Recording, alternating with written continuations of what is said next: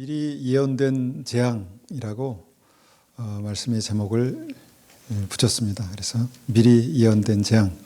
좀 말씀이 무겁지만 이것이 우리에게 은혜가 되고 생명이 되기를 원합니다. 우리가 성경을 읽다 보면 성경에 기록된 말씀이 이미 우리의 삶 가운데 이루어진 말씀들이 있고 또 앞으로 우리의 삶 속에 이루어질 예언의 말씀들이 있습니다. 그래서 우리가 이미 이루신 하나님의 그 역사, 하나님의 은혜는 우리가 믿음으로 붙들고 믿음으로 우리의 삶 가운데 받으면 되는 것이고, 또 앞으로 우리의 삶 가운데 이루실 하나님의 역사, 가장 큰 게 무엇입니까? 주님께서 우리에게 다시 오시겠다 말씀하신 그 믿음의 역사가 우리 삶 가운데 이루어지기를 간절히 사모하는 그런 믿음이 우리에게 있으면 됩니다. 역대하 7장 11절 말씀 보겠습니다. 역대하 7장 11절.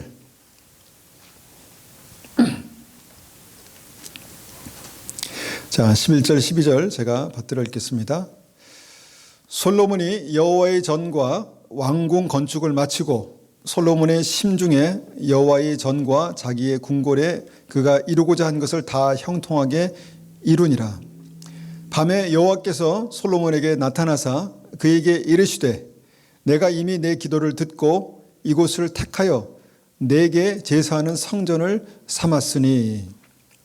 자, 이 말씀은 솔로몬이 하나님 앞에 그렇게 주님의 성전을 지어서 바치겠습니다라고 그렇게 약속하고 그 다음에 그 일을 이제 완성한, 그래서 성전을 봉헌해서 하나님께 드리는 그런 이 말씀이 이제 여기 오늘 본문의 역대하 7장 11절 이하의 말씀입니다. 하나님께 봉헌한 성전을 하나님께서 받으시고 하나님께 굉장히 큰 기쁨이 되었습니다. 그래서 하나님께서 내 기도를 들었다 이렇게 말씀하시고 이곳 이 성전을 택하여 하나님의 성전, 나의 성전을 삼았다라고 그렇게 말씀합니다. 우리가 성전하면 특별히 오늘 말씀의 이 성전은 그 하나님께 예배드리는 장소를 말하죠. 그래서 이전에 제가 배웠던 신앙은 하나님의 성전에 나가서 기도한다라고 생각하고 그 기도하는 그 시간, 그 다음에 그 기도하러 나가는 그때 그 마음이 아직도 이제 느껴집니다. 하나님의 성전, 하나님께서 예배 받으시고 예배를 드리는 이 성전, 이 장소에 관한 그런 내용이 오늘 말씀에 나와 있는 것이죠. 우리가 이제 하나님께 예배를 드릴 때 예배 드리는 사람을 우리가 교회라고 하잖아요. 교회. 그러니까 예수 그리스도께서 머리가 되시고 우리는 그리스도의 몸된 교회 이렇게 말합니다. 그리고 그 교회의 사람들이 모이는 곳 성전 그렇게 이제 우리가 좀 구분해서 이해할 수 있겠죠. 그래서 하나님께 예배드리는 장소. 그런데 우리가 이제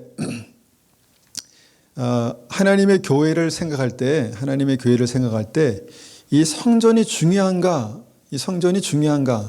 이전의 신앙은 굉장히 중요했었는데 지금의 신앙은 약간 그전에 비해서 덜 중요해진 것 같아요. 그러니까 하나님 앞에 이전에 나가서 예배 드릴 때 뭔가 이 하나님의 성전에 나아간다. 어떤 그런 어떤 그 마음가짐으로 옷도 옷 매무새도 이렇게 단정하게 하고 뭔가 마음의 준비를 하고 그렇게 이제 그 예배를 드리러 성전에 들어갔던 기억이 납니다. 그리고 성전에 들어가서 어디 앉을까 막 고민하다가 맨 앞자리에 앉기에는 믿음이 부족한 것 같고 중간쯤에 이렇게 앉았던 기억이 납니다.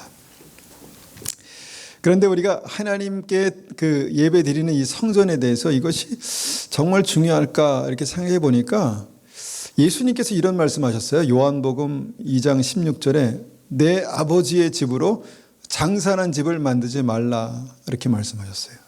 그러니까 이건 장소에 대한 말씀이에요. 그러니까 내 아버지의 집, 성전이 그때 당시에 이제 멀리서 온 사람들이 예배를 드리기 위해서 소나 양이나 비둘기를 사서 이렇게 번제로 드리기 위해서 그렇게 이제 샀던, 그것을 팔았던, 그것이 성전에서 일어났던 어떤 사건을 말씀하는 것이죠. 그런데 그것을 보시면서 예수님께서 화를 내셨어요.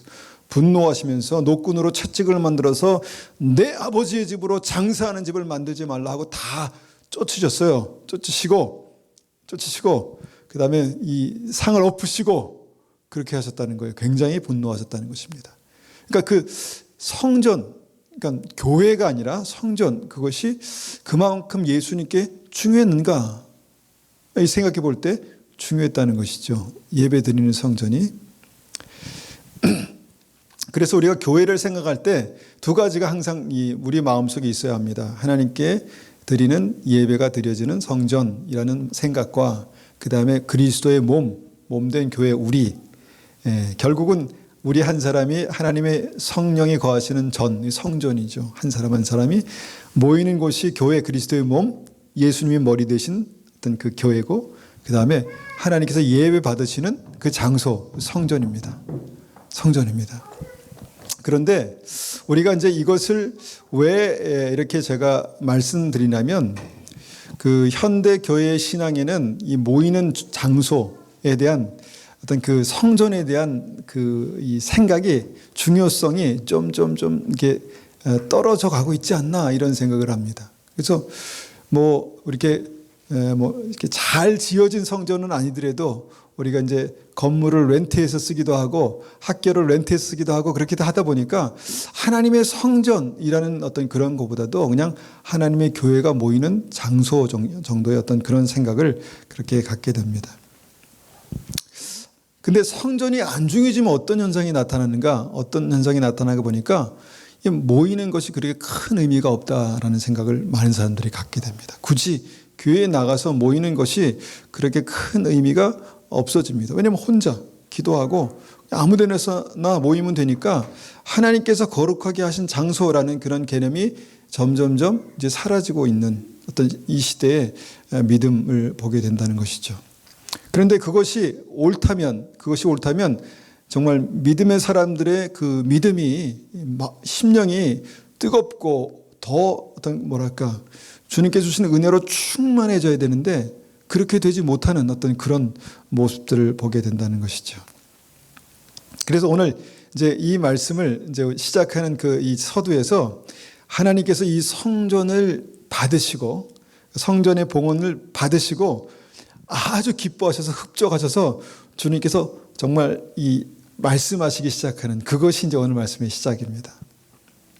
여러분, 무슨 선물을 받았을 때 정말 기뻐하는, 정말 중요한 선물을 받았을 때 보통 어떤 말을 합니까? 어떤 말?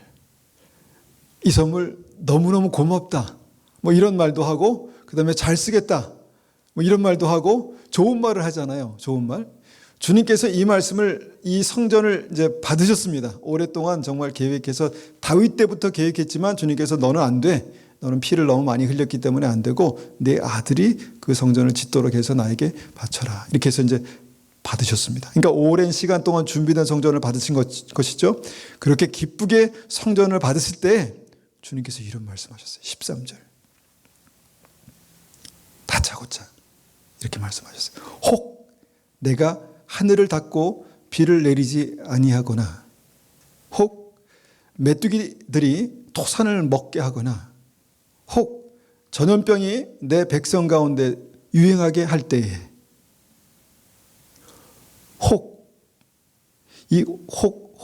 이 세 번의 이 말씀의 이 히브리어 혹에 대한 해당하는 말씀이 이제 hen이라는 단어인데, 이게 뭐냐면 see, 봐라. 자, 진정으로 surely, 내가 진정으로 말한다. 진실로 그렇게 말하잖아요. 말씀하시잖아요.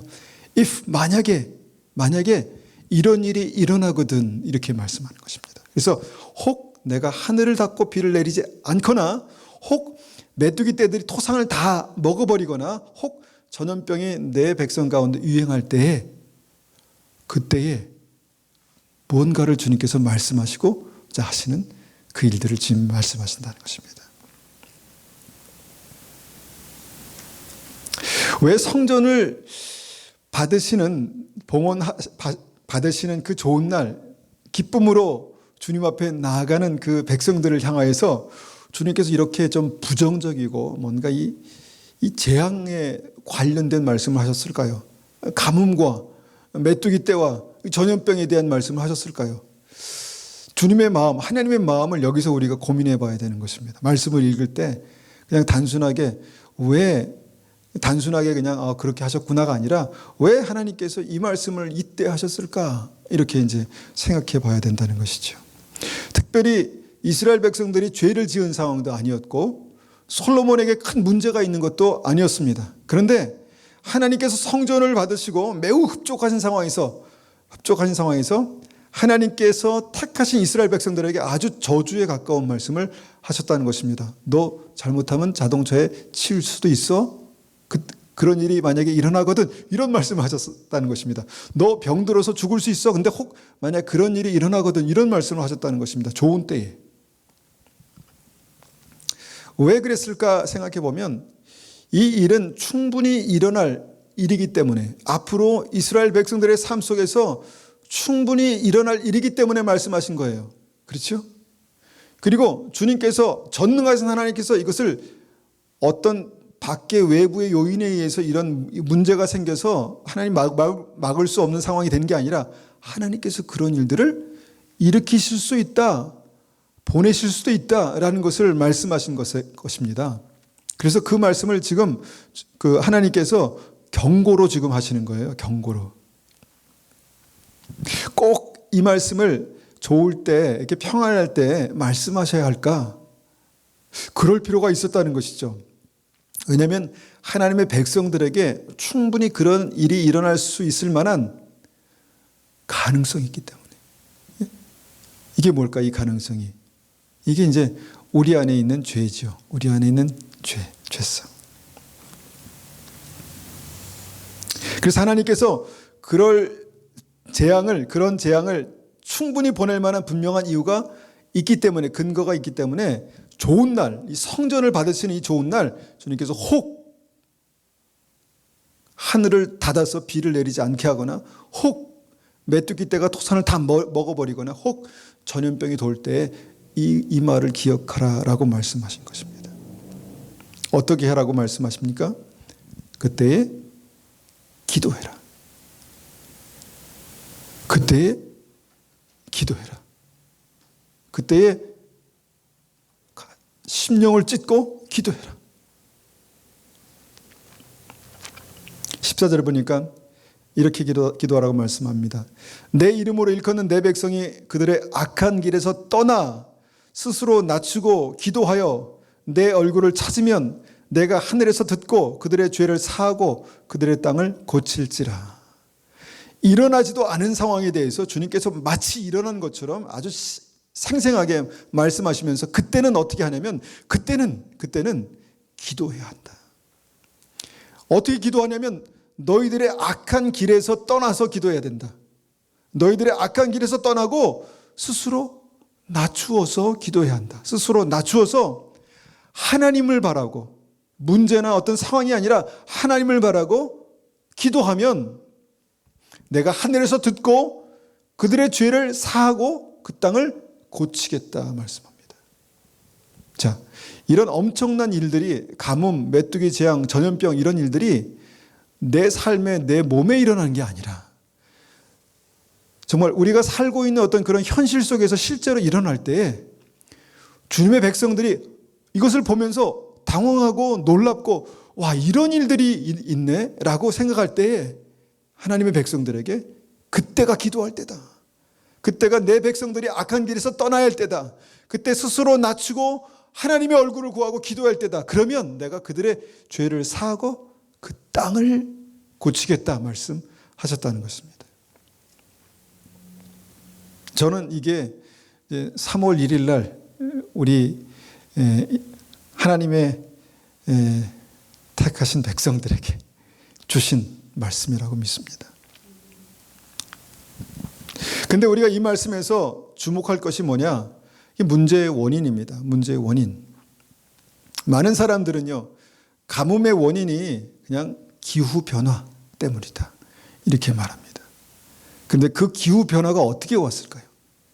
사람의 죄로 말미암아 왔다는 것입니다. 주님의 말씀은 가뭄의 원인이, 우리는 기후 변화라고 그렇게 얘기하지만 사람이 이기적이고 악하고 자기만 생각하고 그런 죄가 충만해지니까 정말 그 자연이 망가지는 역사가 나타나는데, 그때 가뭄이 온다, 왔다, 보냈다라고 말씀하는 것입니다. 여러분, 한국에서 뉴스만 틀면 요새는 반 이상이 코로나 바이러스 때문에 막 난리가 아닙니다. 그런데 바이러스를 누가 전파했냐, 슈퍼 전파자가 누구냐, 13번은 누구부터 받았냐, 막 그냥 따지고. 여러분, 그 슈퍼 전파자가 문제가 되는 것이 아니라 하나님께서 이 일을 왜 허락하셨나, 이게 중요한 것이죠. 이것이 뭐냐? 이것이 우리의 죄 때문이다, 이렇게 성경은 말씀하고 있다는 것입니다. 모든 생물이 말라 죽어가는 가뭄, 메뚜기 때, 그 전염병, 이 원인이 기후변화나 박쥐를 먹는 습관 때문에가 아니라 우리의 죄 때문이다, 주님께서 이렇게 말씀하시는 것입니다. 누가 그것을 깨달을 수 있을까요? 막 가뭄이 올 때, 메뚜기 때의 재앙이 올 때, 전염병이 돌 때 누가 우리의 죄 때문이다, 우리의 죄를 회개하고 주님 앞에 나아가야 되겠다, 몇 명이나 그런 생각을 할 수 있겠습니까? 그래서 주님께서 여기에 말씀하신 거예요. 여기서 그런 일이 일어나거든, 혹 그런 일이 일어나거든, 그 이유는, 그 문제는 우리에게 있는 거다, 이렇게 말씀하신 것입니다. 내가 심령을 찢고 회개하고 주님의 얼굴을 구하고 몸을 낮춰서 주님 앞에 나가는 그 기도가 있어야 한다, 그렇게 이제 말씀하고 있다는 것이죠. 그런데 지금 2020년 지금 정말 이 일들이 정확하게 나타나고 있습니다. 정확하게 나타나고 있습니다. 이전에도 있었지만 특별히 올해 2019년에 굉장한 가뭄에 온 세계가 열병을 앓았다는 것을 우리가 알고 있습니다. 그 호주의 산불의 이유가 정말 그 울창한 산림, 대한민국 국토 면적에 정말 그 국토 면적보다 더 넘는 그 땅이 다 타버렸어요. 다 타버렸습니다. 끌 수가 없어서 정말 그 불을 보면서 사람들이 정말 그 마지막 때를 생각할 정도로 그렇게 무시무시했다는 것입니다. 그렇게 산불의 원인이 비가 오지 않아서 가뭄 때문에 일어났다는 것입니다. 제가 영상 이 사진을 하나 갖고 왔는데 2019년에 찍은 사진입니다. 아프리카 잠비아의 아프리카 잠비아하고 짐바브웨의 경계를 흐르는 그 잠베지강이라는 데가 있답니다. 거기에 이 세계 3대 폭포 중에 하나인 빅토리아 폭포가 있는데, 그 빅토리아 폭포가 1월 달에는 이렇게 물이 많았습니다. 1월 달에는 이렇게 물이 많았는데 12월 달에는 이렇게 됐습니다. 이렇게 됐습니다. 그러니까 정말 이 가뭄이 아주 극심한 가뭄이 있었다는 것이죠. 웬만하면 이 강은 마르지 않죠. 웬만하면 이 강줄기가 함께 만나는 이 폭포는 마르지 않는데 이렇게 말라졌다는 것입니다. 호주, 아프리카, 인도도 있습니다. 인도. 그 영상을 한번 틀어 보겠습니다. 영상. 인도의 가뭄은 얼마나 심했나.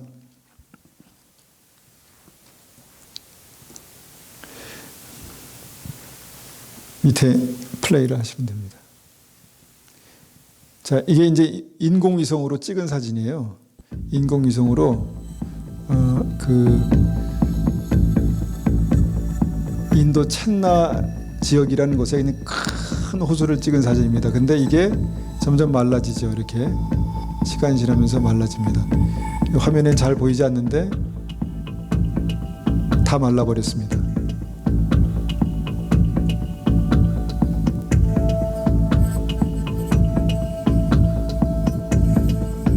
여기가 인도에서 500만이 사는 6번째로 큰 도시랍니다.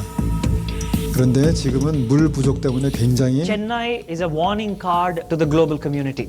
So if it's happening here, it can happen anywhere.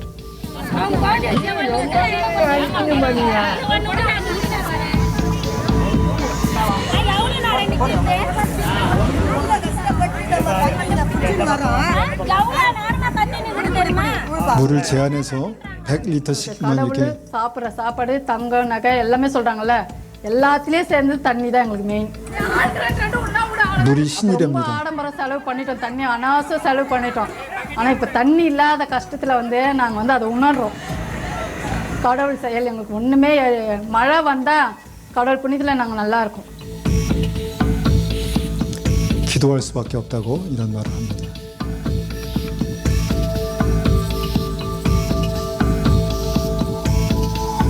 Taking over these water bodies to build commercial and residential properties has definitely had its impact with regards to how much water can we conserve and how much water is there for the population that is dependent on it.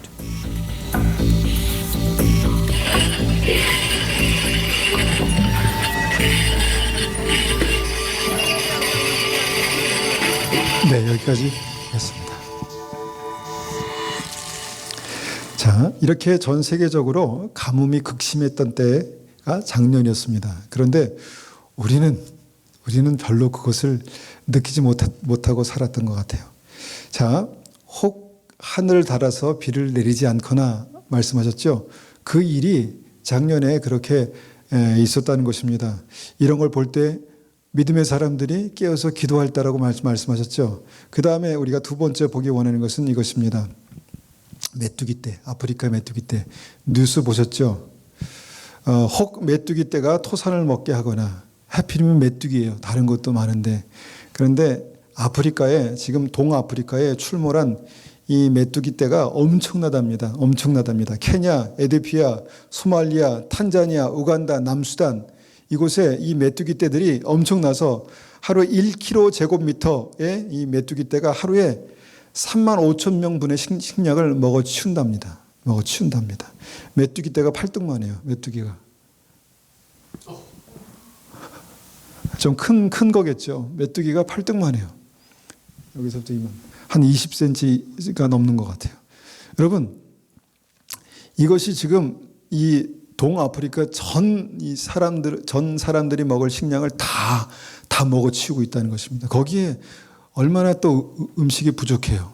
식량이 부족합니까? 그런데 하루에 1제곱킬로미터의 그 이 떼가 지나가면은 3만 5천 명분의 식량을 다 먹어치운다는 것입니다. 그런데 이것이 지금 파키스탄으로, 그 다음에 이것이 지금 중국으로 가면서 점점 숫자가 많아지고 있습니다. 그래서 파키스탄은 20년 만에 최악의 피해다 이렇게 이제 말하고요. 중국은 파키스탄으로부터 날아오는 그 4천억 마리의 그 메뚜기 떼를 잡기 위해서 오리떼를 국경에 배치했다 이렇게 말합니다. 그러니까 오리가 메뚜기를 먹나 보죠. 10만 마리를 국경에 배치해서 메뚜기 떼를 잡아먹게 하려고. 그래서 지금 중국도 아주 초비상입니다. 메뚜기가 설마 이렇게까지 어떤 국가적인 재난을 초래할 줄 우리가 어떻게 알았겠습니까? 이 과학이 발전한 좋은 때를 우리가 살아가는데 설마 이 메뚜기 떼가 그렇게 정말 다 먹어치우는 그런 일들이 가능할까? 그런데 혹 메뚜기 떼가 토산을 먹게 하거나 자연스럽게 우연히 이런 일이 일어났다라고 생각하면 뭐 아무 일도 아니지만 성경에 말씀하신 대로 혹 메뚜기 떼가 토산을 먹게 할 때는 믿음의 사람들이, 기도할 수 있는 사람들이, 하나님을 하나님으로 그렇게 믿는 사람들이 끼어서 하나님의 얼굴을 구하고 기도할 때다. 이 말씀을 하신 거예요. 지금 두 가지 일들이 그대로 나타났습니다. 그 다음에 우리가 세 번째로 아는 게 뭡니까? 전염병. 전 세계를 흔들 줄은 몰랐습니다. 그런데 전 세계가 이것으로 막 두려움에 공포에 떨고 있습니다.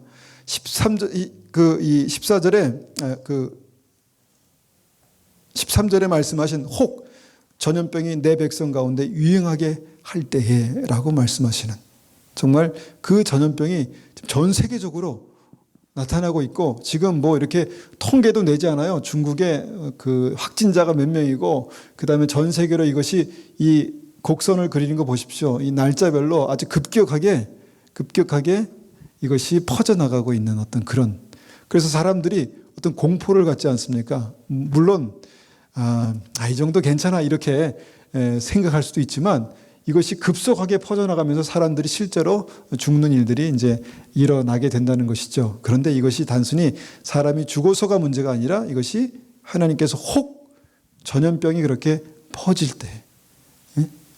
때 기억하라는 것입니다. 그 다음 슬라이드도 있습니다.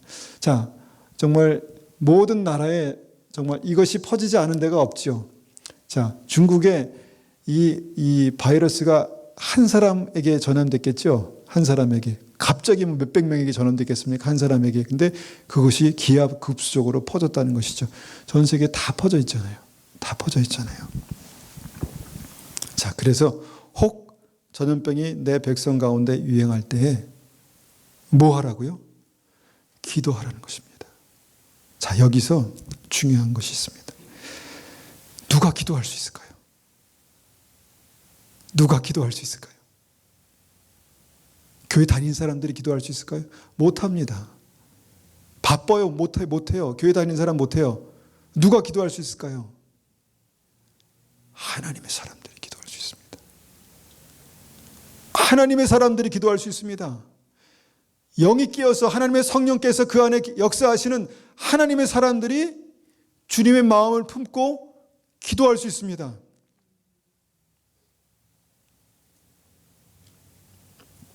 이 말씀 그대로가 문자 그대로 그렇게 나타나고 있다는 것을 우리가 봅니다.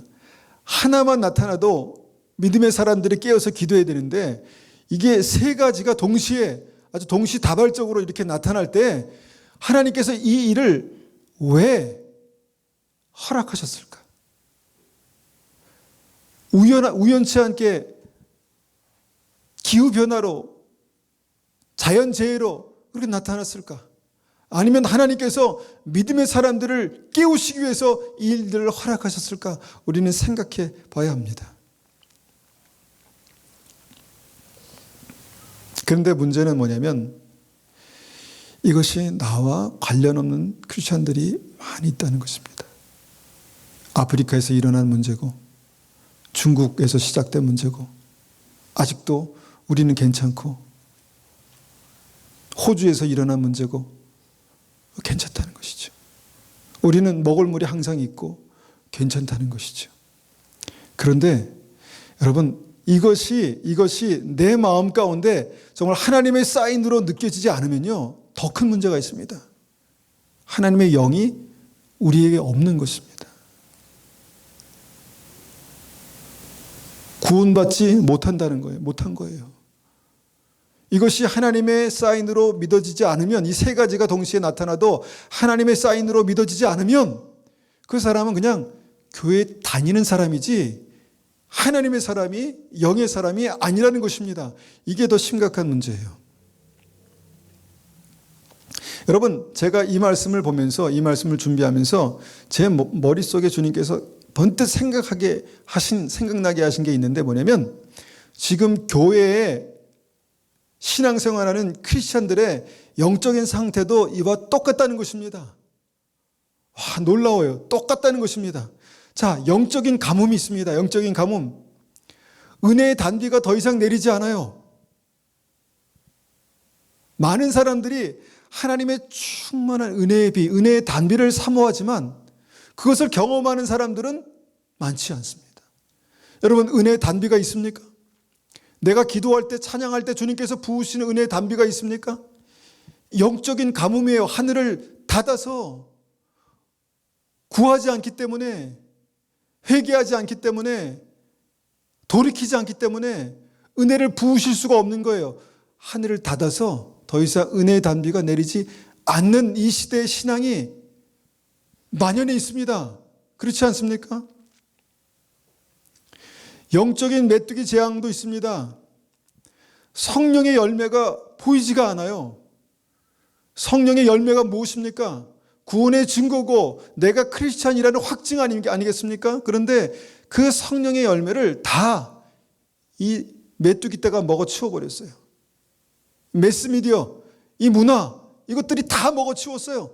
그래서 점점 하나님의 성령의 열매가 점점 줄어들어서 이제는 없어요. 많은 사람들을 한번 만나보십시오. 크리스찬이라고 말하는 많은 사람들을 만나보십시오. 성령의 풍성한 열매가 보이십니까? 내 삶 속에 사랑과 희락과 화평과 오래 참음과 자비, 양성, 충성, 온유, 절제에 그 성령의 열매가 있습니까? 점점 없어요. 사랑이 식어져 가고 기다리지 못하고 사랑이 썩어져 가고 미움이 가득 차고 선을 베푸는 게 인색해지고 성령의 열매를 메뚜기 떼가 다 먹어치우는 거예요. 내가 보는 그 매스미디어가 우리의 생각을 바꾸고 우리의 믿음을 식어지게 해서 정말 메뚜기 떼가 한번 지나가면 다 먹어치우는 것처럼 성령의 열매가 믿음의 사람들의 심령에서 사라져가고 있습니다. 영적인 메뚜기 떼가 그렇게 다 먹어치우는 거예요. 사단이 우는 사자와 같이 삼킬 자를 찾는 이때에 정말 믿음의 사람들이 깨어서 기도하지 않으면 여러분 등불이 꺼져갈 수밖에 없는 것입니다. 우리가 마태복음 25장 자주 말씀드리지만 여러분 중요합니다. 교회 안에서 구원받지 못하는 사람들에 대한 얘기예요. 마태복음 25장의 열처녀의 비유는 주님을 기다리고 교회에서 주님을 기다리고 있었던 10명의 사람 중에서 5명의 사람들의 그 생명의 불꽃이 점점 꺼져 가다가 결국은 못 들어갔다는 얘기가 주님의 말씀입니다. 이게 복음입니다. 믿지 않아도 구원받지 못하지만 여러분 교회 안에서도 구원받지 못할 수가 있습니다. 왜냐하면 이 성령의 열매가 바로 빛이기 때문입니다. 크리스천들의 빛이 무엇입니까? 성령의 열매입니다. 사랑이 있을 때 빛이 나고 기쁨이 있을 때 빛이 나고 화평할 때 빛이 나는 거 아니겠습니까? 그런데 이것이 우리의 의지가 아니라 우리 안에 계신 성령께서 믿음으로 강권하시고 은혜 주시고 역사할 때 우리에게 생명의 빛이 나는 것입니다. 근데 꺼져가는 건 무엇입니까? 메뚜기 떼가 확 지나가서 우리의 마음속에 있는 그 평강, 사랑, 성령의 열매들 다 먹어치우는 것입니다. 영적인 전염병도 있습니다. 영적인 전염병. 여러분 이 시대의 죄는요 그냥 한 장소에만 한 순간에만 이렇게 매여 있지 않아요. 매스미디어를 통해서 확 퍼집니다. 죄가 확 퍼져요. 전염병처럼 죄가 확 확산되는 겁니다. 전 세계적으로 일어나는 정말 가장 하나님께서 싫어하시는 죄가 합법화되는 일들이 일어나고 있어요. 믿는 사람들의 생각도 바뀌고 있고 사역자들의 생각도 바뀌고 있어요. 왜냐하면 전염병이에요. 영적인 전염병. 사망에 이르게 하는 영적인 전염병이에요. 여러분 종교 통합이 뭡니까? 예수 그리스도가 아니라도 구원이라는 거예요. 제가 이전에 몇 년 전에 제가 존경하는 목사님을 제가 정말 따르고 그랬는데 그분이 만나서 그런 말씀하시더라고요. 꼭 예수는 믿어야만 구원받는 게 아니야. 정이 뚝 떨어지더라고요. 오랫동안 목회하셨던 목사님인데 그런 말씀을 하셔가지고 정말 신사적이고 정말 젠틀하신 분인데 그런 말씀하셔가지고 정이 뚝 떨어지더라고요. 그런데 이것이 문화처럼 교회 문화처럼 그렇게 확산되고 있습니다. 그리고 2020년 6월에 네덜란드에서 이제 그거 협약하는 사인을 한답니다. 얼마나 큰 파급적인 파급 효과가 있을 영향력이 있을지 모르겠지만 지금 교회에 그런 전염병과 같은 어떤 그런 죄가 확산되고 있어요. 그래서 그냥 들으면서 그냥 감염되는 거예요. 있으면서 앉아있으면서 내가 뭘 했나? 앉아있으면서 감염되는 거예요. 그럴 수 있다는 것입니다. 깨어서 기도하지 않으면. 여러분 보십시오. 영적인 가뭄, 단비가 내리지 않고 영적인 메뚜기 때 우리의 모든 성령의 열매를 다 먹어치우고 영적인 전염병 똑같이 우리의 삶 가운데 일어나고 있습니다. 그런데 주님께서 그 일어나고 있는 일들을 지금 바깥에 우리가 보고 있는 세상에 활짝 펼쳐서 우리에게 보여주고 있습니다. 혹 하늘을 닫아서 비가 내리지 않거나 혹 메뚜기 떼가 소산을 다 먹어치우거나 혹 전염병이 일어나서 온 세계에 퍼지거든. 이것을 기억해라. 기도해라. 기도해라. 그렇게 말씀하세요. 그런데 기도하기가 어려워요. 혼자 한번 기도해 보십시오. 안 되는 거예요. 기도하기가 어렵습니다. 꼭 이런 일을 보거든. 내 사랑하는 자녀들아, 강 건너 불구경하지 말고 남 탓하지 말고 내가 회개해야 한다. 내가 뭘 회개합니까? 회개할 게 없어요. 여러분, 기도하면 가르쳐 주십니다. 뭘 회개해야 될지. 기도하면 깨닫게 하십니다. 제가 이 말씀을 준비하면서 주님, 정말 이 말씀을 전하면서 무엇을 회개하라고 할까요? 이렇게 기도했을 때 주님께서 기도하는 자들은 깨달을 거야. 이런 말씀하셨습니다. 그런데 기도하지 않으면요, 무슨 문제가 있는데? 내 삶에 무슨 문제가 있는데? 나는 괜찮아. 나는 아직도 물이 있고, 나는 아직도 메뚜기 떼를 본 적도 없고, 나는 건강해. 면역력이 세. 그렇지 않습니다. 이건 주님께서 우리에게 사인으로 주신 거예요. 주님의 진노가 여기까지 차 있다라는 사인으로 주신 거예요.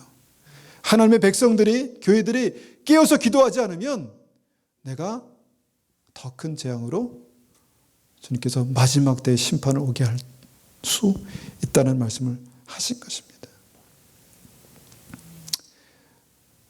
이 말씀을 우리가 어떻게 받아야 할까요? 어떻게? 하나님께서 우리에게 이 말씀을 분명히 하셨다고 믿으면 이 말씀을 어떻게 받아야 할까요? 14절에 내 이름으로 일컫는 내 백성이 그들의 악한 길에서 떠나. 여러분, 그 내 백성이 그들의 악한 길에서 떠나라고 말씀하십니다. 떠나야죠. 기도하려면 떠나야죠. 스스로 낮추고, 여러분, 기도하지 않은 이유는요, 내 마음이 많이 높아져 있습니다.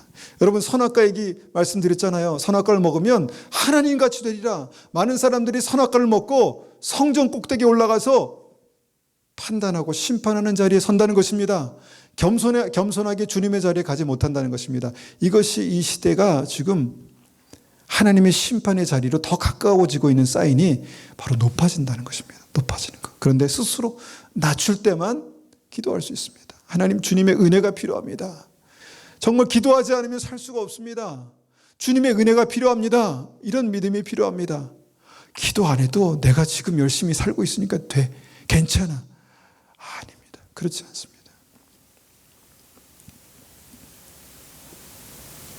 교회가 회개하지 않으면, 내가 회개하지 않으면 하나님께서 우리에게 더 큰 사인으로 우리에게 보이실 수도 있고, 그것이 정말 마지막 때 하나님의 경고가 될 수도 있다라는 생각을 하게 됩니다.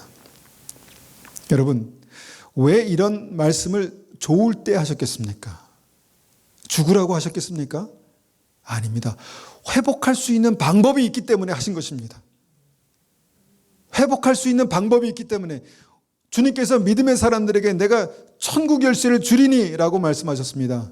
베드로에게 말씀하셨지만 주는 그리스도시요 살아계신 하나님의 아들입니다라는 믿음이 있는 백성들에게 주님께서 천국 열쇠를 주셨다라고 말씀하십니다. 내가 무엇이니 땅에서 풀면 하늘에서도 풀리리니. 여러분, 땅에서 메인 것들을 푸시기 원합니다. 푸시기 바랍니다. 여러분, 우리 인생에 하나님께서 꽉 메어두신 것들이 있습니다. 우리 인생에 영적인 가뭄, 그것도 메뚜기 때 전염병도 있지만 우리 인생에 하나님께서 꽉 메어두신 것들이 있습니다. 그런데 이것은 기도하지 않으면 풀리지 않습니다. 땅에서 풀지 않으면 하늘에서 풀리지 않습니다. 여러분, 그 은혜가, 그 능력이 믿음의 사람들에게 있습니다. 그래서 주님께서 성전을 받으시는 그때 하나님의 백성들에게 이 말씀을 하신 것입니다. 그런 것들을 혹 보거든 기도해라. 기도하면 내가 땅을 고치겠다. 내가 그 죄를 사하고 땅을 고치겠다 말씀하신 것입니다. 15절에 말씀하십니다. 내가 이곳에서 하는 기도에 내가 눈을 들고 귀를 기울이리니 라고 말씀하십니다. 이곳이 어딥니까? 하나님께서 내가 이것을 하나님의 성전으로 정하셨다 말씀하셨잖아요. 모이는 그 장소, 하나님께서 우리에게 허락하신 그 성전, 여기에 대해서 주님께서 말씀하신 것입니다. 모여서 기도하는 곳에, 두세 사람이 내 이름으로 모인 곳에, 모여서 기도하는 곳에 내가 내 눈을 들고 귀를 기울이겠다 말씀하십니다. 물론 혼자 할 수도 있는 기도고 개인 각자가 열심히 기도할 수 있습니다. 그런데 모여서 기도하는 게 너무너무 중요한데 이 시대는 그 모임들이 다 와해됐습니다. 바빠서 힘들어서 와해됐습니다. 어떻게 되겠습니까? 기도할 사람은 없어요. 이런 말씀을 하셔도 기도할 사람은 없습니다. 한국에 이런 말씀을 만약에 선포된다면 얼마나 많은 사람들이 모여서 기도할 수 있을까? 많이 못할 것 같습니다. 많이 못할 것 같습니다. 그런데 이 문제는요, 기도해야만 풀리는 문제입니다. 내가 이곳에서 하는 기도에 내 눈을 들고 내 귀를 기울이리니 하나님께서 우리의 기도를 듣기 원하십니다. 자, 16절에 말씀하십니다. 이는 내가 이미 이 성전을 택하고 거룩하게 하여 내 이름을 여기에 영원히 있게 하였음이라. 내 눈과 내 마음이 항상 여기에 있으리라. 주님 이름으로 두세 사람이 모여서 기도하는 곳에 주님의 역사가 나타납니다. 여러분 그것을 믿으시기 바랍니다. 우리가 그리스도의 몸, 예수 그리스도께서 우리의 머리 되시고 우리가 그리스도의 몸입니다. 우리가 성령이 거하시는 전입니다. 성전입니다. 이것도 중요하지만 이것만 중요한 것이 아니라 모여서 하는 기도가 중요하다는 것입니다. 모여서 두세 사람이 모여서 하는 기도를 통해서 주님께서 그곳에 눈을 시선을 집중하시고 귀를 기울이신다 이렇게 말씀하셨다는 것입니다. 여러분 오늘 메시지는 간단합니다. 정말 우리 주위에 일어나는 여러 가지 일들을 보십시오. 이것이 우리에게 경고의 사인이 되지 못한다면요, 우리는 그냥 단순히 먹을 것이 없고 단순히 몸이 좀 아프고 그런 문제가 아니라 이건 주님께서 다시 오시기 전에 믿음의 사람들을 깨우시기 위해서 아주 그냥 세트로 주님께서 보여주신 경고입니다. 경고입니다. 기도하고 깨어 있어야, 거룩한 신부로 예비되어 있어야 우리가 주님께서 다시 오실 때 들림받을 수 있습니다. 그렇지 않겠습니까? 여러분 성경에 10명의 처녀가 5명의 처녀가 악하고 범죄하고 믿음이 없고 그런 게 아니라 등불이 꺼져갔다는 거예요. 단순히 등불이 꺼져갔는데 그것이 가장 큰 구원받지 못한 결정적인 이유였다는 것입니다. 우리의 믿음의 등불은 생명의 불꽃은 점점 활활 그렇게 빛나고 있습니까? 아니면 그냥 꺼졌다가 붙었다가 이렇게 희미하게 되고 있습니까? 여러분 정말 우리가 믿음 안에서 깨어날 때입니다. 이것들을 볼 때 하나님의 사람들은, 성령의 사람들은 정말 지금 주님께서 나를 흔드시는구나, 깨우시는구나, 기도하라고 말씀하시는구나 이 생각을 하셔야 됩니다. 그 은혜가 우리에게 있으시길 간절히 축원합니다. 우리에게 정말 생명의 열쇠가 있습니다. 생명의 열쇠가 있습니다. 그리고 믿음으로 기도하는 자들에게 주님께서 이 땅에 있는 모든 묶인 것들을 푸는 역사를 하게 하실 것이고, 그때 하늘에 그 주님께서 하늘의 문을 여시는, 하늘에서 푸는 그런 역사가 우리의 삶 가운데 나타날 것입니다. 우리가 한번 같이 이 말씀을 가지고 기도하겠습니다. 한번 같이 기도하겠습니다.